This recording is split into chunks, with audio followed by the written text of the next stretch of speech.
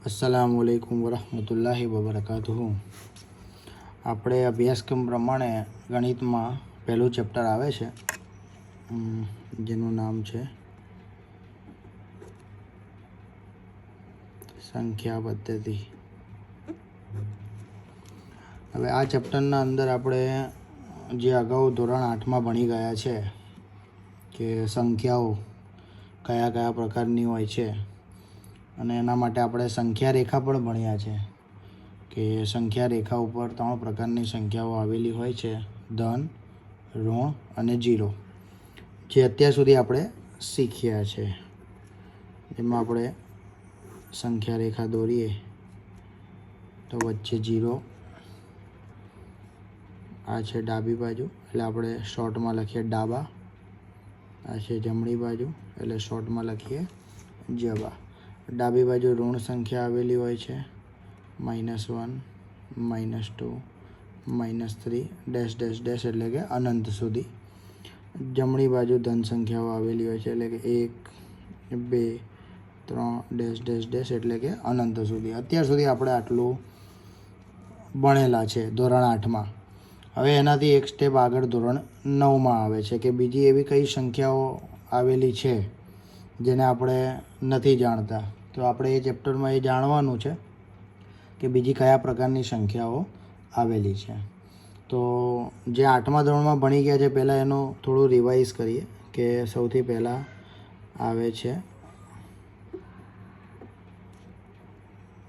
પ્રાકૃતિક સંખ્યા, જેની સંજ્ઞા છે કેપિટલ N, નેચરલ્સ નંબર, પ્રાકૃતિક સંખ્યા.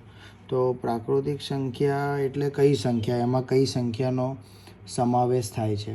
તો પ્રાકૃતિક સંખ્યાનો મતલબ એવો થાય કે તેમાં ધન સંખ્યાઓનો સમાવેશ થાય, એટલે કે 1, 2, 3, 4 અનંત સુધી જેટલી પણ સંખ્યાઓ આવેલી છે તે બધી. બીજી સંખ્યા છે પ્રાકૃતિક સંખ્યા, પછી આવે છે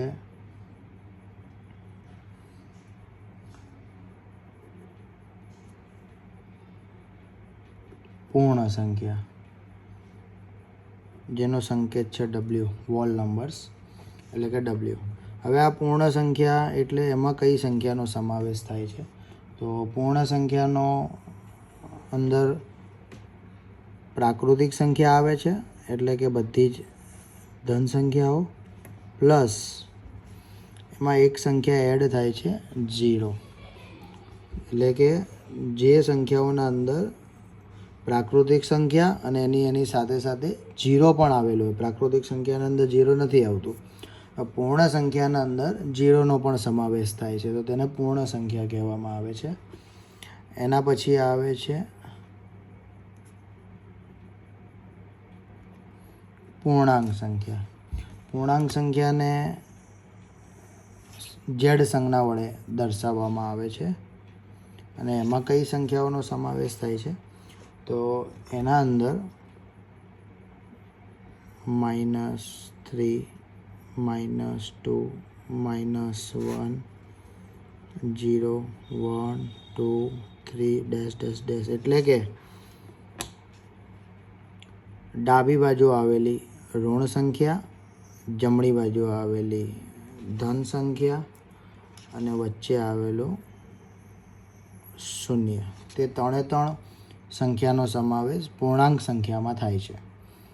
સૌથી પહેલાં પ્રાકૃતિક સંખ્યા, તેમાં ધન સંખ્યાઓ આવેલી છે. તેના પછી છે પૂર્ણ સંખ્યા, જેના અંદર પ્રાકૃતિક સંખ્યા અને 0નો પણ સમાવેશ થાય છે. પછી આવે છે પૂર્ણાંક સંખ્યા, તેના અંદર ધન સંખ્યા પણ આવેલી છે, 0 પણ આવેલું છે અને ઋણ સંખ્યા પણ આવેલી છે. એના પછી આવે છે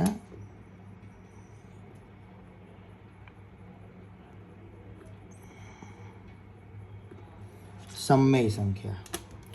સમમેય સંખ્યાને Q સંજ્ઞા વડે દર્શાવવામાં આવે છે. આ ચેપ્ટરના અંદર આપણે જે ભણવાનું છે એ આ મુખ્ય પોઈન્ટ છે: સમમેય સંખ્યા અને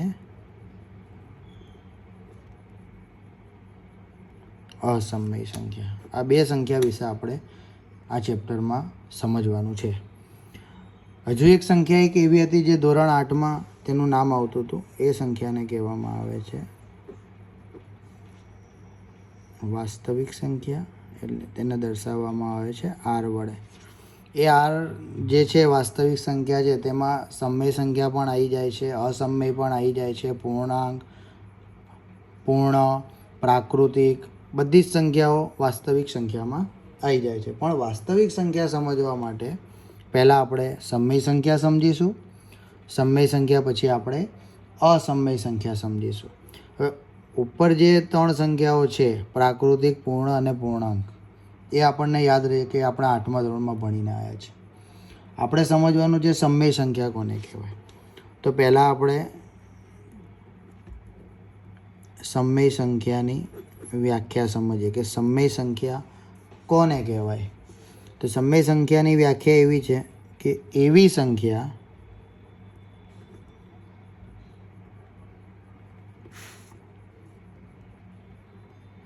જેને p/q સ્વરૂપે દર્શાવી શકાય તેવી સંખ્યાને સમય સંખ્યા કહે છે. આ એની વ્યાખ્યા છે.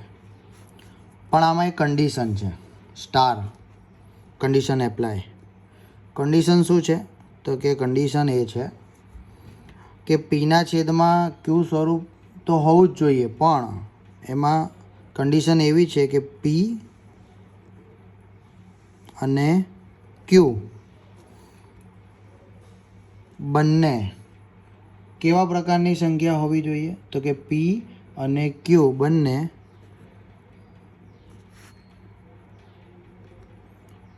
પૂર્ણાંક સંખ્યામાંથી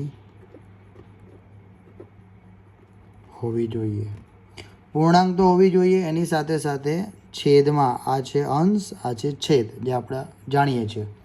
છેદમાં છે ક્યુ, તો ક્યુ કેવો હોવો જોઈએ? તો કે q is not equal to 0. Not equal to 0નો મતલબ એવો થાય કે ક્યુની કિંમત 0 હોવી જોઈએ નહીં. જો ક્યુની કિંમત 0 હોય તો તે સમય સંખ્યા કહેવાય નહીં. હવે જેમ આપણે પ્રાકૃતિક, પૂર્ણ અને પૂર્ણાંક સંખ્યાના ઉદાહરણ જોયા, તેમ આપણે પહેલાં સમય સંખ્યાના ઉદાહરણ જોઈએ એટલે તમને ખ્યાલ આવશે કે એની વ્યાખ્યા આપણને શું કહેવા માંગે છે અને એમાં કઈ સંખ્યાઓનો સમાવેશ થાય.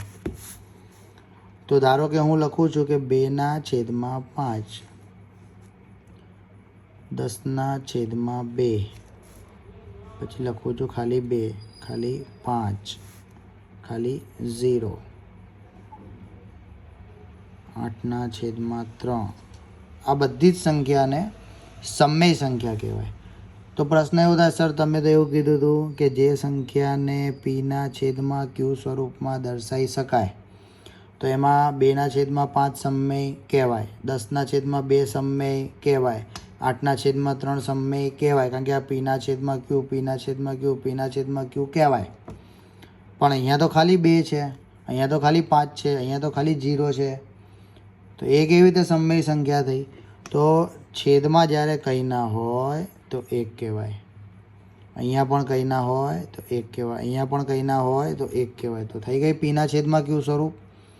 તો આ ત્રણેય સંખ્યાઓને પણ સમય સંખ્યા કહેવાય. પણ એમાં આપણે આ સંખ્યાનું ઉદાહરણ લઈએ કે આ સંખ્યામાં અંશમાં 0 છે અને છેદમાં 1 છે. તો અંશ એટલે p અને છેદ એટલે q.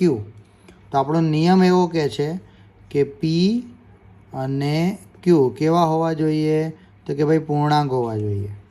તો હવે આપણે આગળ જોઈએ કે ભાઈ પૂર્ણાંક સંખ્યા કેવી હોય. પૂર્ણાંક સંખ્યા કેવી હોય? તો કે પૂર્ણાંક સંખ્યામાં ધન, ઋણ અને 0 એ બધી સંખ્યાનો સમાવેશ પૂર્ણાંક સંખ્યામાં થાય. તો અહીંયા p0 છે તો એ પૂર્ણાંક કહેવાય. q 1 છે તો 1 છે એ પણ પૂર્ણાંક કહેવાય. તો પહેલી શરત એ છે કે p અને q પૂર્ણાંક હોવું જોઈએ, તો અહીંયા છે.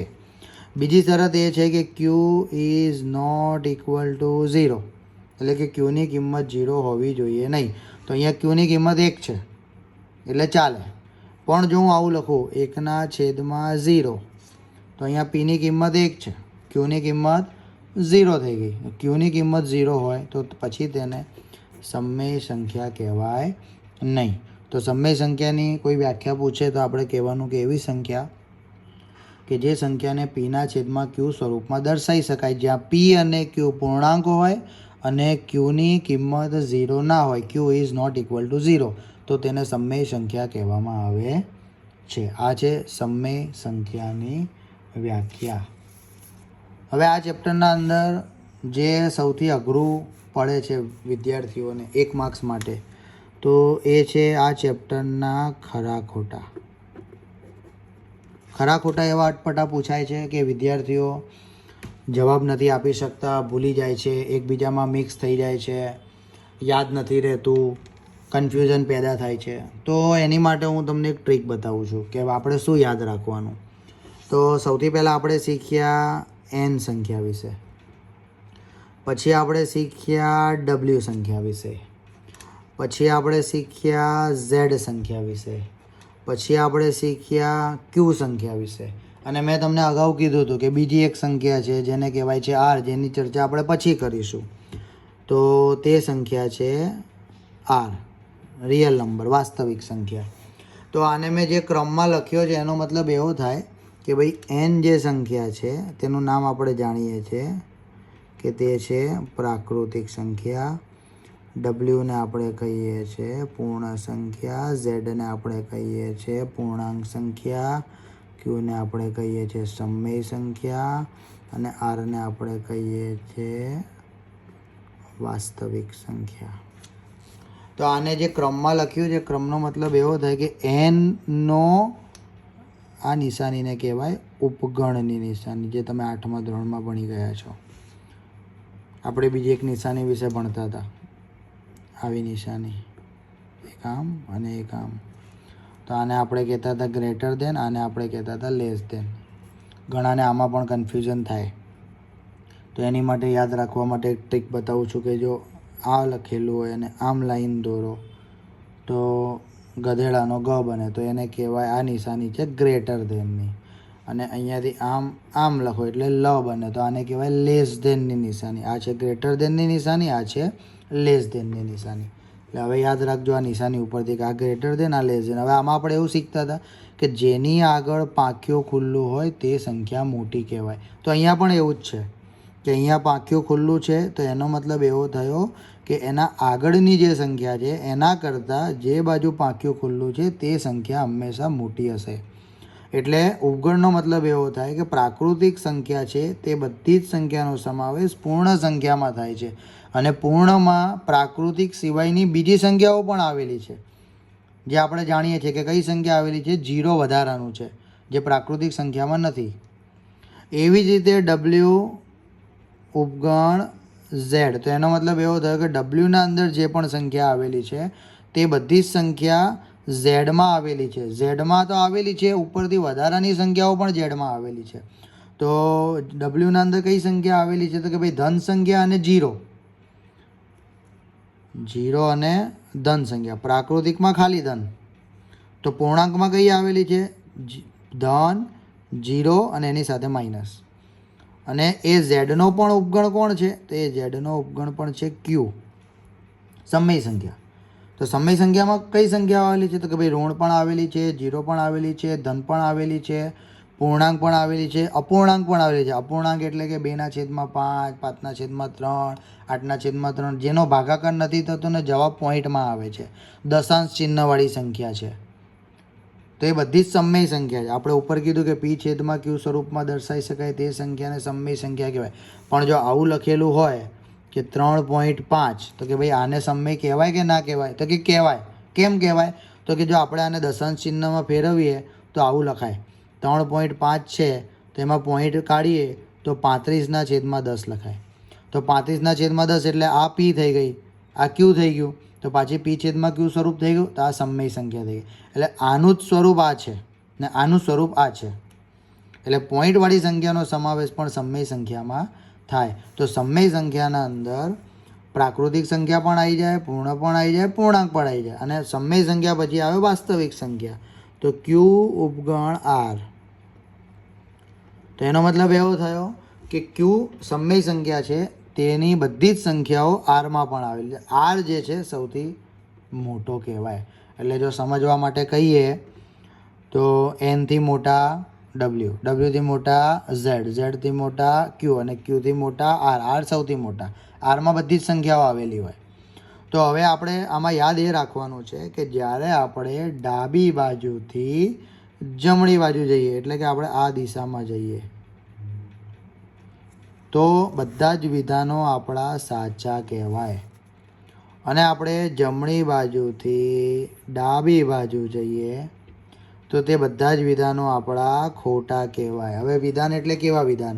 તો કે તમને વિધાન આપેલું હશે, એમાં કોઈ પણ એક પ્રકારની સંખ્યા લખેલી હશે અને એના અંદર બીજી એક પણ સંખ્યા લખેલી હશે, અને એના પરથી આપણે ઓળખવાનું કે ભાઈ વિધાન સાચું છે કે ખોટું છે. તો તમારે ચોપડીના અંદર ઉદાહરણના અંદર પણ 3 ખરા ખોટા આપ્યા છે કે ભાઈ એ ખરા છે કે ખોટા, અને સ્વાધ્યાય 1.1ના અંદર પણ દાખલા નંબર 4માં તમને ખરા ખોટા આપેલા છે. તો પહેલાં આપણે ઉદાહરણમાં જે ખરા ખોટા આપેલા છે તેની ચર્ચા કરીએ કે ઉદાહરણના અંદર કયા ખરા ખોટા આપેલા છે. તો હું તમને સમજાવીશ એટલે તમને ખ્યાલ આવશે કે આપણે આ ડાબી બાજુથી જમણી બાજુ જઈએ અને જમણી બાજુથી ડાબી બાજુ જઈએ તો વિધાન કેવી રીતે સાચું પડે અને કેવી રીતે ખોટું પડે. તો એનું એક ઉદાહરણ લઈએ આપણે. તો આપણી પાસે ઉદાહરણ છે આવું કે ભાઈ દરેક પૂર્ણ સંખ્યા એ પ્રાકૃતિક સંખ્યા છે. આવું આપણને એક વિધાન આપ્યું છે કે ભાઈ દરેક પૂર્ણ સંખ્યા એ પ્રાકૃતિક સંખ્યા છે. વિધાનમાં લખેલું ભાઈ ખરું છે કે ખોટું તે આપણે જોવાનું. તો આપણે વિધાનમાં જોવાનું સૌથી પહેલાં શું લખ્યું છે તો કે ભાઈ પૂર્ણ લખ્યું છે. પૂર્ણ એટલે કઈ સંખ્યા? ડબલ્યુ.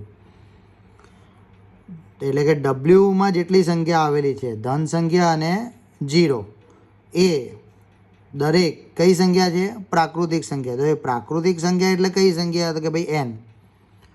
તો આપણે કઈ બાજુ ગયા? તો કે આપણે પહેલાં લખ્યું છે પૂર્ણ એટલે કે ડબલ્યુ, પછી લખ્યું છે પ્રાકૃતિક એટલે કે એન. તો આપણે ડબલ્યુ પરથી એન ઉપર ગયા.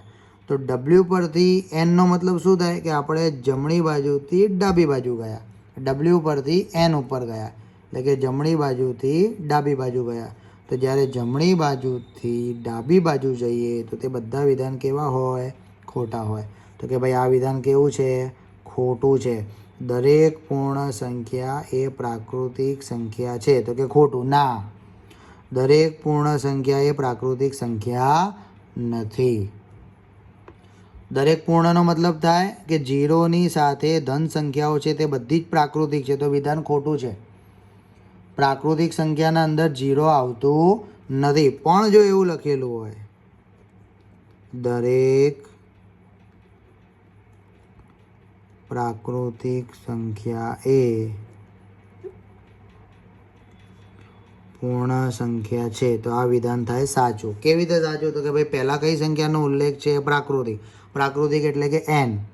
પછી કઈ સંખ્યા કીધી? પૂર્ણ. પૂર્ણ એટલે ડબલ્યુ. તો આપણે કઈ તરફ ગયા? તો કે ભાઈ આપણે ડાબી બાજુથી જમણી બાજુ ગયા, ડાબી બાજુથી જમણી બાજુ ગયા, ડાબી બાજુથી જમણી બાજુ જઈએ તો દરેક સંખ્યા એ દરેક વિધાન કેવું પડે? સાચું પડે. તો આ વિધાન કેવું છે? સાચું છે. તો આ જે મેથડ છે એ ગોખવાવાળી મેથડ છે કે ભાઈ જો આ યાદ રાખવાનું તો ભૂલ નહીં પડે. સમજવું હોય તો સમજીને પણ કરી શકાય કે ભાઈ દરેક પ્રાકૃતિક સંખ્યા, દરેક પ્રાકૃતિક સંખ્યા એટલે કે દરેક ધન સંખ્યા એ કેવી છે? પૂર્ણ છે. તો દરેક ધન પૂર્ણ છે. સાચું. કારણ કે પૂર્ણના અંદર ધન પણ આવેલી છે અને 0 પણ આવેલી છે. પણ દરેક પૂર્ણ એ પ્રાકૃતિક નથી. એટલે ઉપરવાળું વિધાન ખોટું છે, નીચેવાળું વિધાન સાચું છે. એવી જ રીતે બીજું એક વિધાન છે કે ભાઈ દરેક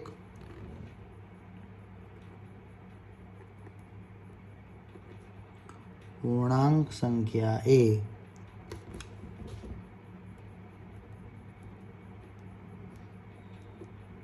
સમય સંખ્યા છે. તો કે ભાઈ દરેક પૂર્ણાંક એટલે ઝેડ, એ સમમેય સંખ્યા છે. સમમેય સંખ્યા એટલે ક્યુ. તો આપણે કઈ તરફ ગયા? ડાબી બાજુથી જમણી બાજુ ગયા. ઝેડ ઉપરથી ક્યુ ઉપર ગયા, એટલે ડાબી બાજુથી જમણી બાજુ ગયા. તો તે દરેક વિધાન કેવા હશે? સાચા હશે. તો કે ભાઈ દરેક પૂર્ણાંક સંખ્યા એ સમમેય સંખ્યા છે, તો વિધાન કેવું છે? સાચું છે. એટલે આવી રીતે જો તમે કરશો તો તમને આ ચેપ્ટરમાં જે ખરા ખોટા પૂછાય છે તે એક પણ તમારા ખોટા નહીં પડે, બધા જ ખરા ખોટા તમારા સાચા પડશે. અને 1 માર્કનું ખરું અને ખોટું આ ચેપ્ટરમાંથી પૂછાય છે અને પૂછાય છે. એટલે આપણે આ મેથડ યાદ રાખવાની. એનનો ઉપગણ ડબલ્યુનો ઉપગણ ઝેડનો ઉપગણ ક્યુનો ઉપગણ આર છે દાદા છે, ઘરના વડા છે, એ સૌથી મોટા છે. એટલે આ સિક્વન્સ આપણે યાદ રાખવું. જો આ સિક્વન્સ ભૂલી જશો તો ખરા ખોટા પણ તમારા ખોટા પડશે. એટલે 1 માર્ક માટે આ મોસ્ટ ઇમ્પોર્ટન્ટ છે. તો પહેલાં તમારા 3-4 જેટલા પણ પેજ છે એ આને રિલેટેડ છે. પ્રાકૃતિક સંખ્યા, પૂર્ણ સંખ્યા, પૂર્ણાંક સંખ્યા, સમમેય સંખ્યા, વાસ્તવિક સંખ્યા અને અસમમેયથી. હવે આપણે સમમેય સંખ્યાની વ્યાખ્યા ભણી ગયા છે, તો આપણે સાથે સાથે અસમમેય સંખ્યાની પણ વ્યાખ્યા ભણી લઈએ, નકર આપણે પછી ભૂલી જઈશું. તો બંને જોડવા ભાઈ છે અસમમેય સંખ્યા. તો અસમમેય સંખ્યા કોને કહેવાય? તો કે આપણે સમમેય સંખ્યામાં એવું કીધું કે એવી સંખ્યાઓ કે જેને પીના છેદમાં ક્યુ સ્વરૂપમાં દર્શાવી શકાય તેને સમમેય સંખ્યા કહેવાય. તો અસમમેય એનાથી ઊંધું છે કે જેને પીના છેદમાં ક્યુ સ્વરૂપમાં દર્શાવી શકાય નહીં તેને અસમમેય સંખ્યા કહેવામાં આવે છે. તો એના ઉદાહરણ લઈએ કે ભાઈ ઉદાહરણ તરીકે એવી કઈ સંખ્યાઓ છે જેને પીના છેદમાં ક્યુ સ્વરૂપમાં દર્શાવી શકાતા નથી? તો અસમમેય સંખ્યાઓની 3 અલગ અલગ વ્યાખ્યાઓ છે જે તમારી સમજ શક્તિ ઉપર જાય છે કે તમે એને કેવી રીતે સમજો છો, તમે એને કેવી રીતે યાદ રાખો છો, એ તમારા ઉપર છે. હું તમને 3 રીતો બતાવીશ કે ભાઈ કઈ એવી 3 વસ્તુ છે જેના પરથી આપણે અસમમેય સંખ્યાને વ્યાખ્યાયિત કરી શકીએ. તો એમાં સૌથી પહેલી વ્યાખ્યા તો આ જ છે કે ભાઈ જેને પીના છેદમાં ક્યુ સ્વરૂપમાં દર્શાવી શકાય નહીં તેને અસમમેય સંખ્યા કહેવામાં આવે છે. તો કે ભાઈ ઉદાહરણ તરીકે એવી કઈ સંખ્યા છે કે જેને પીના છેદમાં ક્યુ સ્વરૂપમાં ના દર્શાવી શકાય? તો એવી સંખ્યાઓ જેમ કે ઉદાહરણ તરીકે હું એવું લખું કે ભાઈ અગાઉ આપણે જોયું 3.5, તો મને ખબર છે કે આ 2 જ સંખ્યા છે, તો હું આને આવું લખી શકું ભાઈ 35/10. તો આ તો કેવી સંખ્યા થઈ ગઈ? આ સમમેય થઈ ગઈ. કારણ કે મને ખબર છે કે ભાઈ એક સંખ્યા પછી દશાંશ ચિહ્ન છે, છેદમાં 10 આવે, બે સંખ્યા પછી હોય તો 100 આવે, 3 સંખ્યા પછી હોય તો 1000 આવે. પણ જો મને એવું જ ના ખબર હોય કે પોઈન્ટ પછી કેટલી સંખ્યાઓ છે, અનંત સુધી સંખ્યાઓ છે, તો છેદમાં કેટલા 0 આવશે એ મને ખબર પડશે નહીં. તો એમાં પણ એક કન્ડિશન છે. તો પહેલાં આપણે અસમમેય સંખ્યાની બીજી એક વ્યાખ્યા શીખી લઈએ કે ભાઈ એવી કઈ સંખ્યા? તો કે ભાઈ જેનું વર્ગમૂળ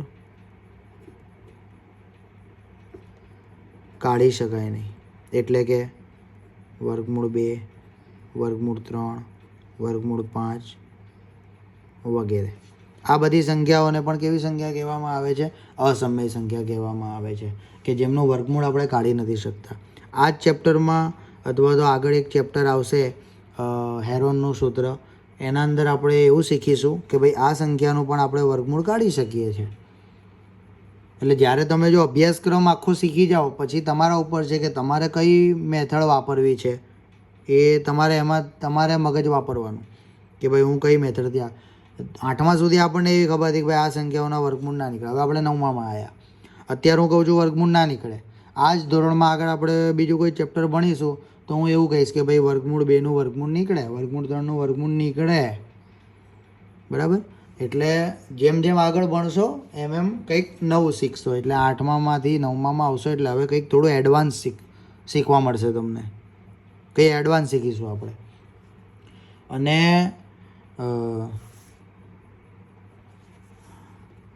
ત્રીજી જે વ્યાખ્યા છે, એક છે જેને પીના છેદમાં ક્યુ સ્વરૂપમાં દર્શાવી શકાય નહીં, એક છે જેનું વર્ગમૂળ કાઢી ન શકાય તે, અને ત્રીજું કે જેમ ઉપર કીધું એમ કે પોઈન્ટ પછી કેટલી સંખ્યા છે ખબર નથી, તો એમાં એક સંખ્યાનો ઉલ્લેખ થાય છે જેને આપણે કહીએ છીએ પાઈ, જેની કિંમત આપણને ખબર છે આશરે 3.14 અથવા 22/7 આપણે લઈએ છીએ, બરાબર, જેને આપણે પાઈ કહીએ છીએ. પણ પાઈની એકચ્યુઅલ વેલ્યુ તમને ચોપડીના અંદર આપેલી છે 3.14 પછી આગળ અલગ અલગ સંખ્યાઓ આવે છે. તો એના ઉપરથી જ આપણે શીખવાનું છે. ધારો કે હું આવું લખું કે ભાઈ 0.50 500 5000 50,000 ડેશ ડેશ ડેશ. તો હવે અહીંયા જો આપણે સમજવાનું એ છે કે પોઈન્ટ પછી પહેલાં 5 છે, પછી 1 0 છે, પછી 5 છે, પછી 2 0 છે, પછી 5 છે, પછી 3 0 છે. તો એક જેવી સંખ્યાનું પુનરાવર્તન નથી થતું. ઉદાહરણ તરીકે હું આવું લખું 0.555555 ડેશ ડેશ ડેશ ડેશ. તો આ સંખ્યા એ છે ને સમમેય સંખ્યા બની જાય છે. પછી હું એવું લખું 0.25 ડેશ ડેશ ડેશ. તો આ સંખ્યા પણ સમમેય સંખ્યા બની જાય છે. તો કે આમાં ફરક શું છે? તો કે આમાં એવું થાય છે કે પોઈન્ટ પછી જે સંખ્યા છે એનું પુનરાવર્તન થાય, એટલે 5 5 5 5 5 વારંવાર આવે છે. નીચેની સંખ્યામાં શું છે, 5ની જગ્યાએ 25 25 25 25, એટલે બે ના જૂથમાં પુનરાવર્તન થાય છે. આવું પણ લખી શકાય 0.325 325 325 325. તો આમાં 3 જૂથમાં પુનરાવર્તન થાય છે. એટલે જ્યારે સંખ્યાઓના જૂથ બનતા હોય, એ 2ના જૂથ પણ હોઈ શકે, 3ના પણ હોઈ શકે, 5ના પણ હોઈ શકે, અને એનું પુનરાવર્તન થાય તો એ બધી સંખ્યાને સમમેય કહેવાય. પણ એવી સંખ્યા કે જેમાં એક સંખ્યાનું રિપીટેશન બી ના થતું હોય, જૂથ પણ ના બનતું હોય, ના 2ના જૂથ બનતા હોય, ના 3ના બનતા હોય, ના 4ના જૂથ બનતા હોય, તો તે સંખ્યાને પછી આપણે કઈ સંખ્યા કહીએ છીએ? તે સંખ્યાને આપણે અસમમેય સંખ્યા કહીએ છીએ. જેમ જેમ ચેપ્ટર આગળ ચાલશે એમ તમને વધારે ખ્યાલ આવતો જશે સમમેય સંખ્યામાં અને અસમમેય સંખ્યામાં. જો અસમમેય સંખ્યામાં કન્ફ્યુઝન હોય તો હાલ અસમમેય સંખ્યાને યાદ રાખવાની જરૂર નથી. હાલ આપણે સમમેય સંખ્યા વિશે યાદ રાખીશું. પછી આગળ સ્વાધ્યાય 1.1માં આપણે બીજા દાખલા ગણીશું, એટલે તમને ખ્યાલ આવશે કે જ્યારે સમમેય સંખ્યા શોધવાની હોય ત્યારે શું કરવાનું, જ્યારે અસમમેય સંખ્યા શોધવાની હોય ત્યારે શું કરવાનું, અને ઓટોમેટિક તમને યાદ રહી જશે કે કઈ સંખ્યાને સમમેય કહેવાય ને કઈ સંખ્યાને અસમમેય કહેવાય. તો આજે આપણે આટલું રાખીએ છીએ. આગળ હવે જેમ જેમ આગળ આપણે લેક્ચર લઈશું એમ આપણે આગળ અહીંયાથી આગળ આપણે કન્ટિન્યુ કરતા જઈશું. અને જ્યારે પણ આપણે આગળ કન્ટિન્યુ કરીશું તો 2-5 મિનિટ માટે આપણે આગળનું થોડું રિવિઝન કરીશું, અને આગળનું રિવિઝન કર્યા પછી આપણે આગળ વધીશું. હવે અહીંયા સુધી કંઈ પણ મેં ચલાવ્યું અને એમાં જો તમારે ક્વેરી તમને ના આવે તો એની માટે તમારે ઘરે બેસીને પણ આ પ્રિપેર કરવું પડે, ઘરે લઈને બેસવું પડે. પછી વિડીયો છે જોઈ લીધી બેઠા બેઠા કામ થઈ ગયું એવું નહીં ચાલે. આજે હું લઈને બેઠો છું તો હું ધારું તો ચોપડી લઈને પણ એમાંથી આમ લાઈનો વાંચીને તમને બતાવી શકું છું, અથવા તો યુટ્યુબનું કોઈ બીજો ઘણા બધા વિડીયો છે યુટ્યુબ પર, તમે જોજો એ વિડીયો મૂકી શકું છું. પણ ના, એવું નહીં. દરેક શિક્ષક હોય તો દરેકની મેથડ અલગ અલગ હોય, દરેકને અલગ અલગ મેથડથી ભણાવવાનું ભાવે. કોઈ એક મારે તો ભાઈ હું તો 8મામાં ભણીને આવ્યો તો ત્યાં તો હું આ મેથડથી ભણતો તો મને આ સર જોડે નહીં ભાવતો. ના, એવું દરેકની મેથડ અલગ હોય. તો જેમ અમારી મેથડ અલગ હોય તેમ તમારી સમજ શક્તિ પણ દરેકની અલગ અલગ હોય. કોઈક એકવાર બેસે અને તૈયાર થઈ જાય, કોઈ એવું હોય 2 વાર જોવે 3 વાર જોવે મગજમાં ના ઉતરે. તો ગણિત એક એવો વિષય છે કે એ ક્રિકેટ જેવો છે. જેટલી એની નેટમાં વધારે પ્રેક્ટિસ કરશો ને એટલું તમારું જે ક્રિકેટ છે એ પરફેક્ટ થતું જશે, પરફેક્શનેસ આવતી જશે. તો ગણિત પણ એવું છે. ગણિત હંમેશા ગણીને તૈયાર થાય. જો તમે વિડીયો જોઈને તૈયાર કરશો તો તમને ગણિત આજે બી નહીં આવડે, તમને ગણિત કાલે પણ નહીં આવડે. એટલે આજે હોમવર્કના અંદર ખાલી એટલું આપું છું કે સ્વાધ્યાય 1.1ના અંદર દાખલા નંબર 4માં 3 કે 4 ખરા ખોટા આપેલા છે.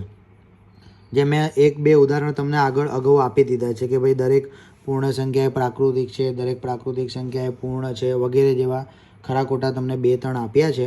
તો તમારે એને સોલ્વ કરવાના છે. નહીં આવડે તો પાછળ જવાબ આપેલા જ છે, પણ આપણે એવો પ્રયત્ન કરવાનો કે આપણને જવાબ આવડી જાય અને આપણે જે મેથડથી બતાવ્યું છે એ મેથડને સમજવાની કોશિશ કરવાની. એકવાર મગજમાં ઉતરી જશે પછી એ વસ્તુ તમારા દિમાગમાંથી કોઈ દિવસ નીકળશે નહીં. તો આજે આટલું રાખીએ છીએ. નેક્સ્ટ ટાઈમ આપણે મળીશું તો અહીંયાથી આપણે આગળ કન્ટિન્યુ કરીશું. અસ્સલામુ અલૈકુમ વરહમતુલ્લાહિ વબરકાતુહુ.